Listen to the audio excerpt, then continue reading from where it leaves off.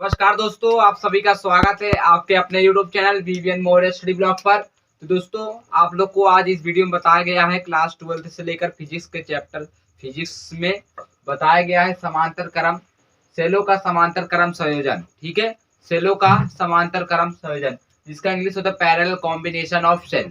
Parallel combination of cell इसका English होता है। आज मैं आप लोग बताऊंगा सेलों का समांतर क्रम संयोजन। सेलों का हम लोग सेलों का संयोजन तीन प्रकार से निकाल सकते हैं। सेलों का श्रेणी क्रम संयोजन, सेलों का समांतर क्रम संयोजन, सेलों का मिश्रित क्रम संयोजन। इससे पहले मैं आप लोगों को सेलों का श्रेणी क्रम संयोजन पढ़ा चुका हूँ।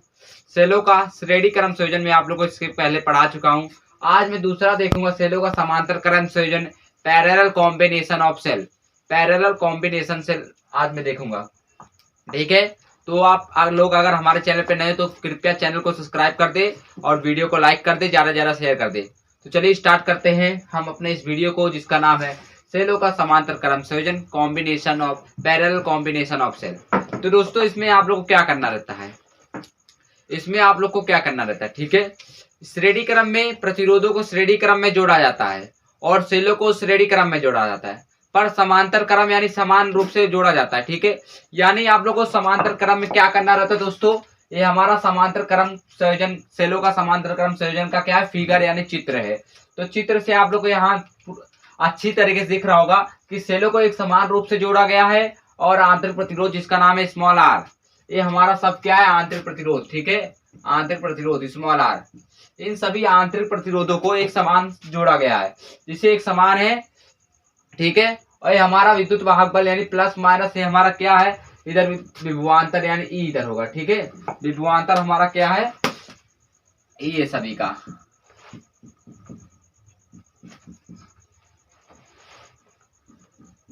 ठीक है, जिसका सेल का विद्युत वाहक बल ई है, सभी का एक समान है और आंतरिक प्रतिरोध भी क्या है, एक समान है। ठीक है, तो सेलों के समांतर क्रम संयोजन में आंतरिक प्रतिरोध और सेल का विद्युत वाहक बल क्या होता है, समान होता है। ठीक है, और इसका गणना आप लोग को करना कैसे, आप लोग इसे लिखेंगे तो चित्र में क्या लिखा गया है, आप लोग को सेल के समांतर क्रम में जोड़ने के लिए, सेलों को समांतर क्रम में जोड़ने के लिए या फिर पैरेलल कॉम्बिनेशन ऑफ सेल को समांतर क्रम में जोड़ने के लिए आप लोग को जो है धन ध्रुव को, इसके जो धन ध्रुव है, इन सभी के धन ध्रुव को यानी सेलों के धन ध्रुव को आप लोग को किसी ए बिंदु से लाकर जोड़ देना है। धन ध्रुव को, हमारा धन ध्रुव है, सेलों के धन ध्रुव को किसी बिंदु ए से लाके जोड़ देना है। और सेल के ऋण ध्रुव जो हमारे ऋण ध्रुव है, ये सब जो दिख रहे हैं आप लोग को, ये हमारे कौन से ध्रुव दोस्तों, ये हमारे ऋण ध्रुव है। और जो इन सेलों के ऋण ध्रुव को हम लोग किसी बिंदु बी से लेकर जाकर जोड़ देते हैं। ये हमारा कौन सा बिंदु दोस्तों, बी है, और इससे आप लोग जाकर जोड़ देते हैं। और इनका संबंध हम लोग एक बाहरी प्रतिरोध कैपिटल आर से कर देते। ठीक है, कैपिटल आर और कुंजी के से कर देते। ठीक है, इसमें आप लोग इसके बारे में इतना लिखेंगे, सेलों को समांतर क्रम में जोड़ने के लिए, ठीक है, सेल के धन ध्रुव को, ये हमारा सेल के धन ध्रुव है, सेलों के धन ध्रुव को किसी बिंदु ए से तथा सेल के ऋण ध्रुव को किसी बिंदु बी से जोड़ देते हैं। और इसका संबंध बाहरी प्रतिरोध कैपिटल आर और कुंजी के से कर देते हैं। ये हमारा इसके बारे में जो था आप लोग को लिखना होगा। ठीक है, आप लोग को इसके बारे में लिखना होगा। ठीक है, जिसका नाम होता है सिद्धांत थ्योरी। आप लोग को समांतर क्रम संयोजन में पैरेलल कॉम्बिनेशन ऑफ सेल में आप लोग को इतना लिखना होगा कि सेलों को समांतर क्रम में जोड़ने के लिए सेल के धन ध्रुव को किसी बिंदु ए से, सेल के प्रत्येक धन ध्रुव को आप लोग कह सकते हैं, प्रत्येक के धन ध्रुव हमारा इसका, तो सेल के प्रत्येक धन ध्रुव को किसी बिंदु ए से जोड़ते हैं तथा या फिर और ऋण ध्रुव को, ये हमारा ऋण ध्रुव है, ऋण ध्रुव को किसी बिंदु बी से लेकर जाकर जोड़ देते हैं। और इसका संबंध जो है, किसका, बिंदु ए और बी का संबंध हम लोग बाहरी प्रतिरोध कैपिटल आर तथा कुंजी के से कर देते हैं। इतना आप लोग सिद्धांत लिखोगे किसके अंदर, सेलों के समांतर क्रम संयोजन में, पैरेलल कॉम्बिनेशन ऑफ सेल में। और दोस्तों एक बात और, सेल के समांतर क्रम संयोजन में जो आंतरिक प्रतिरोध होता है वो समान होता है। सेल के समांतर क्रम संयोजन में जो आंतरिक प्रतिरोध होता है समान होता है और सेल का विद्युत वाहक बल ई जो विभवांतर जिसे आप लोग कह सकते हो, वो हमारा एक समान होता है। ठीक है, एक समान रूप से इसमें E1 E2 ना लेंगे, केवल ई लेंगे। ठीक है, सेल का जो है क्या क्या समान है, समांतर क्रम में तो आंतरिक प्रतिरोध और ई जो है आर जो है समान होंगे। ठीक है, और इतना आप लोग सिद्धांत जान गए, थ्योरी आप लोग जान चुके होंगे। तो इसमें लिखाया गया दोस्तों, आप लोग देख रहे होंगे, सेलों को समांतर क्रम में जोड़ने के लिए, ठीक है, सेलों को समांतर क्रम में जोड़ने के लिए हमारा सेल है, ठीक है, ये हमारे सेल हैं प्लस माइनस का। सेलों को समांतर क्रम में जोड़ने के लिए दिए गए सभी सेलों को हमारा, या फिर दिए गए प्रत्येक सेलों को, या फिर दिए गए सभी सेलों को एक बिंदु ए से तथा, ठीक है, एक बिंदु ए से तथा सभी सेलों के ऋण ध्रुव को, और ये हमारा जो सभी सेलें हैं ऋण ध्रुव के, उन सभी को ऋण ध्रुव को एक अन्य बिंदु बी से जोड़ देते हैं। जितना भी बताया वही लिखाया गया, जोड़ देते हैं। अब क्या करेंगे, अब इनके संबंध को, यानी इन ए और बिंदु बी के संबंध को हम लोग बाह्य प्रतिरोध कैपिटल आर से, जो है हमारा जो बाह्य प्रतिरोध हमारा है कैपिटल आर से, हम लोग क्या कैपिटल आर तथा कुंजी के से जोड़ देते हैं। कुंजी के से आप जोड़ देते हैं। अगर आप लोग इतना सिद्धांत लिख के आओगे, फिगर बना के आओगे, आप लोग अगर पेपर में 5 नंबर को, तो आपको 2 नंबर मिल जाएगा आसानी से, ठीक है, अगर आप लोग फिगर और चित्र इतना लिख के लाओगे थ्योरी में, ठीक है। अब अगर इसका आप गणना कर देंगे तो गणना करने का जो है 3 रुपए कह रहे हैं, 3 नंबर मिलता है, 3 मार्क्स जो होता है हमारा गणना करने का मिलता है, ठीक है। तो चलिए आइए गणना करते हैं समांतर क्रम सेलों का समांतर क्रम संयोजन का, पैरेलल कॉम्बिनेशन ऑफ सेल का, ठीक है। तो आइए स्टार्ट करते हैं। सेलों को समांतर क्रम में जोड़ने के लिए क्या करते हैं, ठीक है।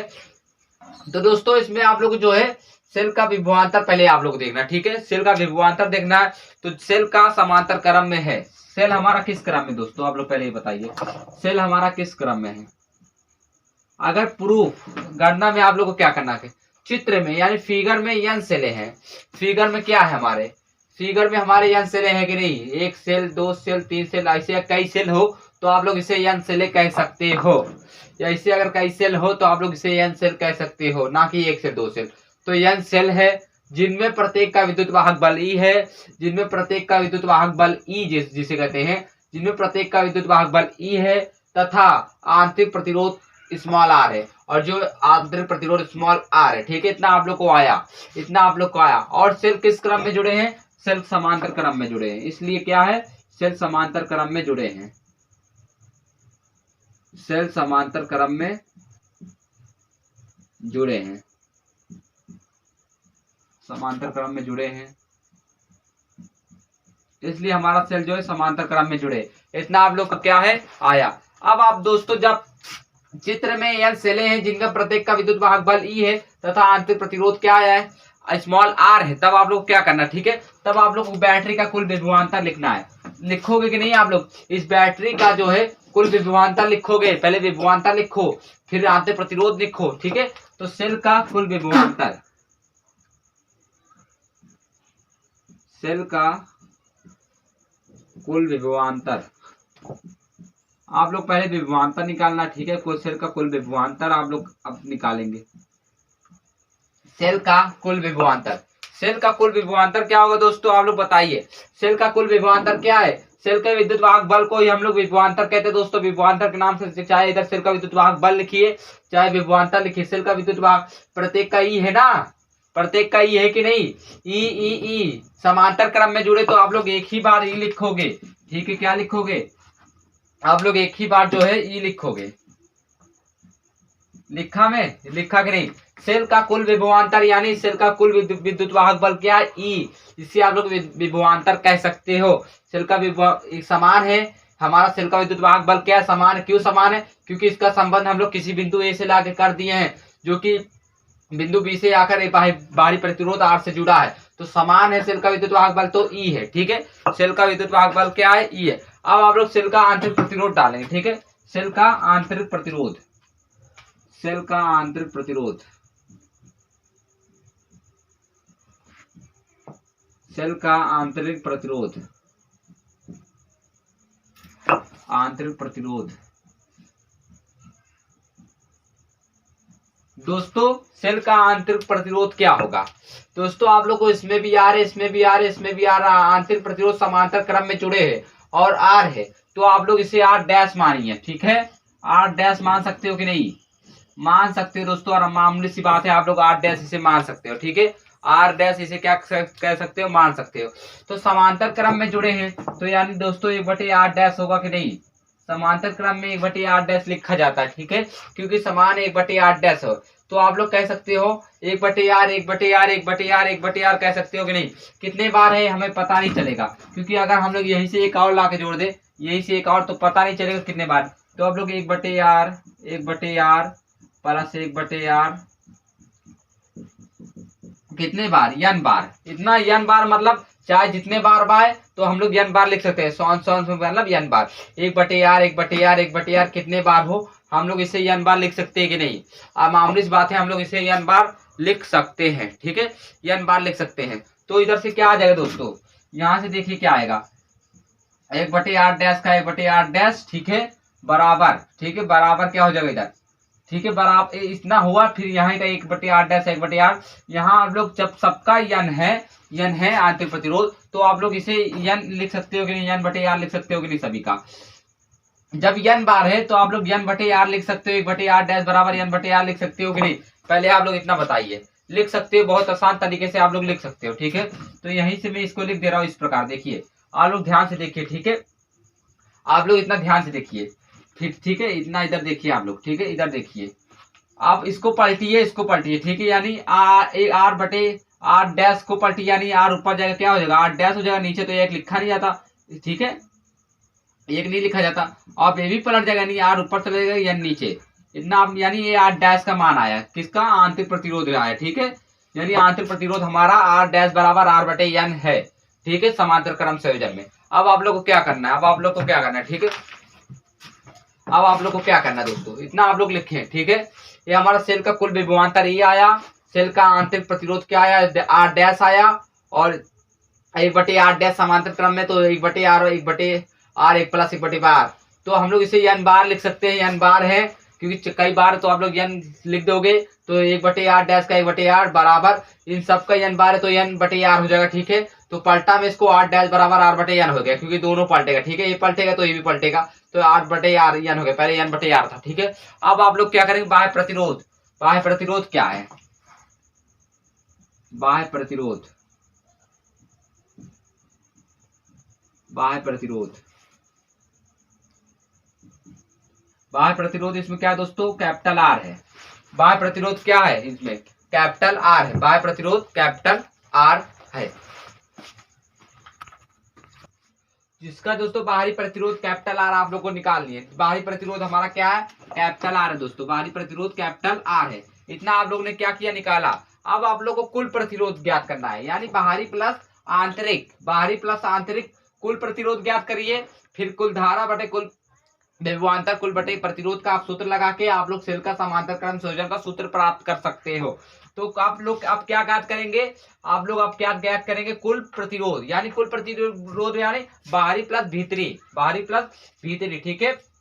आप लोग को अब कुल प्रतिरोध ज्ञात करना है, तो कुल प्रतिरोध यहां से मैं लिख देता हूं इसको, कुल प्रतिरोध,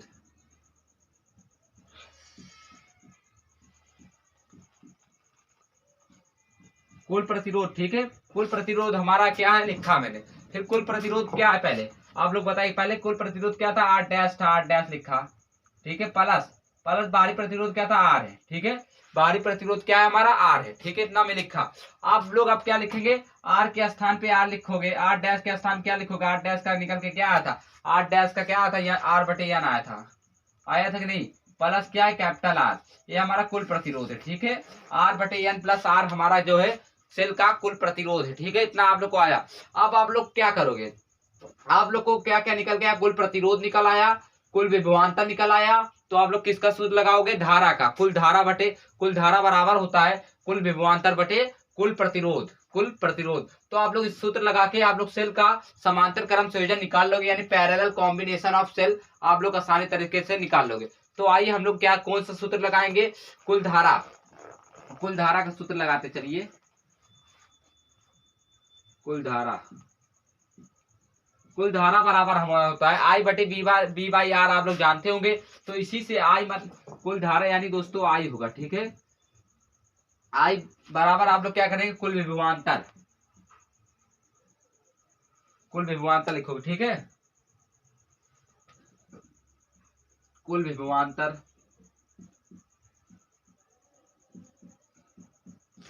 इधर में कुल विभवांतर लिखा बटे क्या हो जाएगा, कुल प्रतिरोध,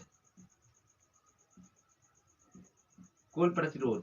इसी सूत्र से जो है आप लोग का श्रेणी क्रम निकल के आया था और इसी सूत्र से आप लोग का समांतर क्रम संयोजन निकल के आएगा। ठीक है, आप लोग को कुछ नहीं करना, आप लोग को कुल प्रतिरोध निकालना पड़ेगा और कुल विभवांतर अगर आप लोग निकाले तो आप लोग इस सूत्र की सहायता से आप लोग आसानी से जान जाओगे। ठीक है, क्या होता है। तो इधर हमारा कुल विभवांतर बटे कुल प्रतिरोध आ गया। ठीक है, कुल प्रतिरोध आ गया। तो आप आइए इस पर मान रख दीजिए, आपका जो है सूत्र निकल के आ जाएगा। तो चलिए लगते कुल प्रतिरोध, कुल धारा लिखते हैं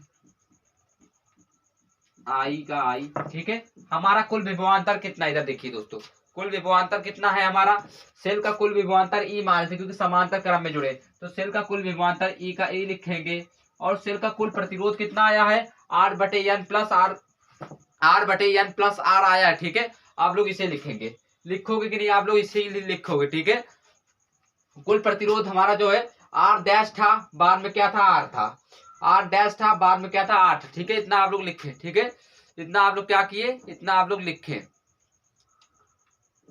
हाँ, इतना आप लोग ने क्या किया, इतना आप लोग ने लिखा। ठीक है, तो यहाँ से कुल प्रतिरोध का मान रख दीजिए। आप लोग क्या रखोगे, आर बटे एन प्लस आर लिखे, इतना आप लोग ने क्या किया, लिखा। अब आप लोग इसको हल करना है। ठीक है, कुल धारा डालिए इधर से, कुल धारा आई का आई लिखेंगे। ठीक है, आई का आप लोग आई लिखेंगे, फिर जो है आई का आई लिखेंगे।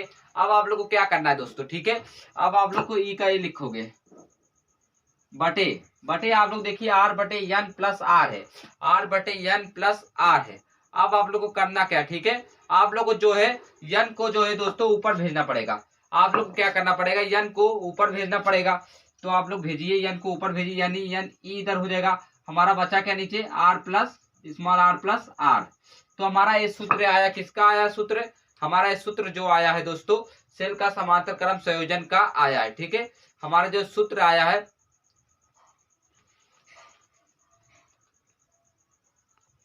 तो चाहिए दोस्तों कुल धारा आई है इधर में, यानी बटे आर प्लस ये आर आया है। यहाँ एक मिस्टेक हुआ है, तभी आप लोग को जो सूत्र निकल के नहीं आया। ठीक है, आप लोग यहाँ से और बढ़ाइए, ई का ई लिखिए। ठीक है, ई का ई लिखे, आर का आर लिखे, एन का एन लिखे प्लस आर।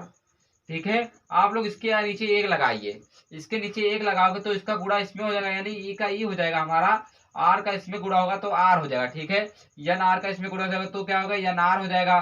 और बटे हमारा क्या था, एन था। ठीक है, इतना आप लोग को आया है।